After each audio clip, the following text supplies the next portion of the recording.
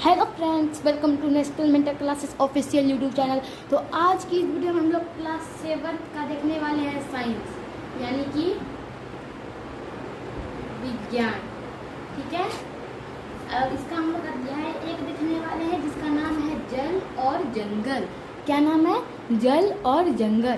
तो इसमें हम लोग ना कुछ टॉपिक, इसके अंदर जितने भी क्वेश्चन बनते हैं जो कि हमारे एग्जाम में हमें लगता है कि पूछेंगे, हम वही सबको देखेंगे। सबसे पहला नंबर जो क्वेश्चन है वो है हमारा भूमिगत जल क्या है।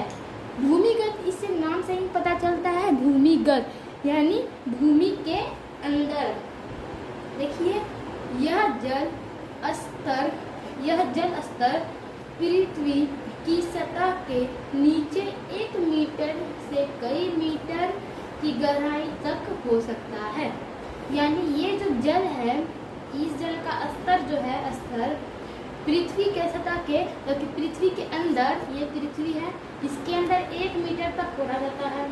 वहीं से इसकी 1 मीटर या इससे भी अधिक तक कोर कर पानी निकाल लेते हैं। 1 मीटर से अधिक कोरे, यहाँ बोरिंग लगा दिया, फिर चापानल लगा दिए, तो वो सब हो गया भूमिगत जल।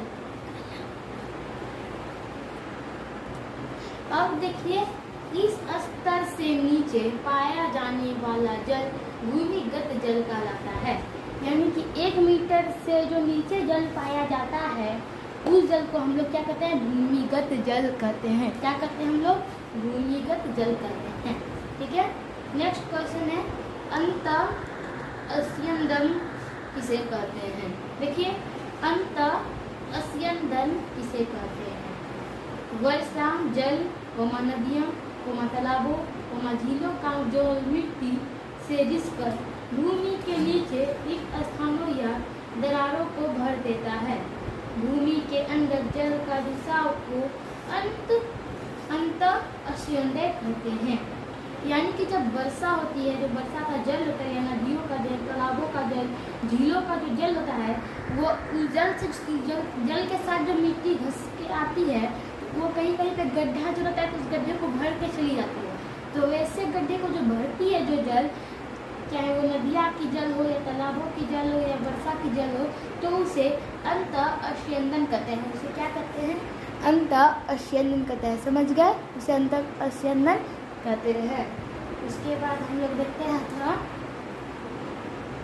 अब हम लोग का एक टॉपिक आता है जल भर। ये हम लोग का एक टॉपिक है जल भर। हमने पीछे 2 टॉपिक खत्म किया, तीसरा टॉपिक है जल भर। भौम जल स्तर के नीचे मृदा अथवा कठोर चट्टानों की परतों के बीच जल सचित हो जाता है। इन भंडारों को जलभर कहते हैं। देखिए, मानिए यहाँ पर मैं थोड़ा रफ लेना चाहूँगा। यहाँ पर देखिए, ये उधर से वर्षा आ रही है, बारिश की जल या किसी भी जल आ रही है बाहर के साथ। यहाँ पे कुछ गड्ढे हैं, ये जो है कुछ गड्ढे हैं। ठीक है, कई जगह देखते हैं रोड पे गाड़ी चलने की वजह से गड्ढे हो जाते हैं। ठीक है, तो वही कुछ गड्ढे हैं। ठीक है, अब ये पानी जब इधर से इन गड्ढों से होकर गुजरती है, तो बाद में ये गड्ढे जो है, इसमें पानी भर जाता है। इन गड्ढों में, गड्ढों के अंदर पानी भर जाता है। इन गड्ढों के अंदर पानी भर जाता है। आपने कभी बरसात के मौसम में अपने गली मोहल्ले या रोड पे देखा होगा, जहाँ गड्ढे होने वाले पानी भर जाता है। ठीक है, तो उसे ही जलभर कहते हैं। क्या कहते हैं हम लोग? जलभर कहते हैं। ठीक है, जलभर कहते हैं। जलभर समझ गए आप? उसके बाद देखते हैं नेक्स्ट टॉपिक। अब यहाँ पर देखिए, जल प्रबंधन क्या है।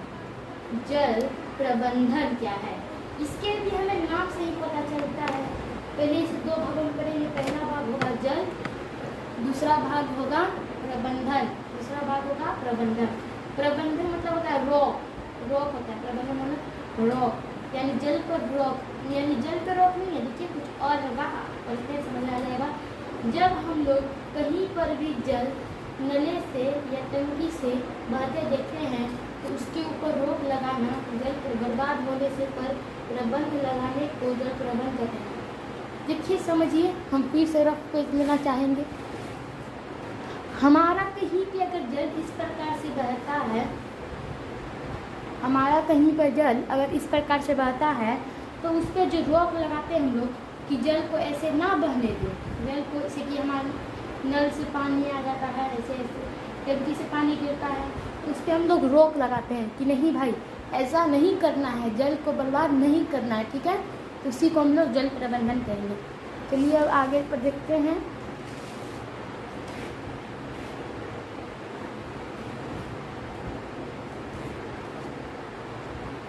अब जो हमारा आगे का टॉपिक आएगा वो है जंगल। देखिए चैप्टर का ही नाम था जल और जंगल, जिसमें से हम लोगों ने जल के बारे में तो पढ़ लिया है, अब बारी है जंगल के बारे में, ठीक है। तो चलिए जंगल के बारे में पढ़ते हैं। देखिए जंगल, सबसे पहले हम लोगों को देखना है जंगल में पाए जाने वाले जंतु एवं पेड़। जंगल में कौन कौन से जंतु और कौन कौन से पेड़ पौधे रहते हैं। तो मैंने उदाहरण के तौर पर 3 गो जंतु 3 गो पौधे भी लेते हैं। 3 जंतु देखिए कौन कौन है, बाघ, हिरण, हाथी और भी कई प्रकार के जीव जंतु भी पाए जाते हैं, ठीक है। अब पेड़ पौधे में देखिए सागवान, बरगद, पीपल और भी कई प्रकार के पेड़ पाए जाते हैं। तो आप वैसे उसको लिख सकते हैं, इसी श्रेणी बना के इधर और इधर भी आप बना के लिख सकते हैं, ठीक है। अब हम लोग देखेंगे खाद्य श्रृंखला। ये खाद्य श्रृंखला क्या है भाई। देखिए वह सभी जीव जो किसी न किसी अन्य जीव पर या पौधों पर निर्भर हो तो उसे खाद्य श्रृंखला कहते हैं। यानी वैसा जीव जो किसी न किसी पर निर्भर हो ही तो उसे खाद्य श्रृंखला कहते हैं। ऐसा कोई जीव नहीं है जो सिर्फ अपने ऊपर निर्भर करते हैं। पेड़ पौधे अपने ऊपर निर्भर करते हैं, ठीक है, पत्तियों अपने ऊपर निर्भर करती हैं। देखिए कुछ अब हम जीव के उदाहरण ले लेंगे। सेकेंड, ठीक है। देखिए हम लोग ले लिए घास, कीट, मेंढक, मेंढक का फिगर अच्छा से नहीं बना है, सांप और बाज। देखिए बाज क्या करता है, वो सांप को खाता है। सांप क्या करता है, वो मेंढक को खाता है। तो बाज किस पर निर्भर हुआ, सांप पर निर्भर है। और सांप किस पर निर्भर हुआ, मेंढक पर निर्भर है सांप। और मेंढक किसके ऊपर निर्भर है, तो कीट के ऊपर निर्भर है। और कीट किसके ऊपर निर्भर है, ये घास के ऊपर निर्भर है, ठीक है। समझ गए आप लोग। यहाँ पर आप लोग ये फिगर बना लेंगे तो थोड़ा अच्छा रहेगा, अच्छे से फिगर बना लीजिएगा आप लोग।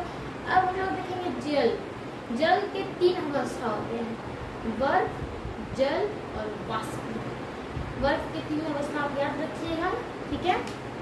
और तो आज का वीडियो बस यहीं तक, धन्यवाद।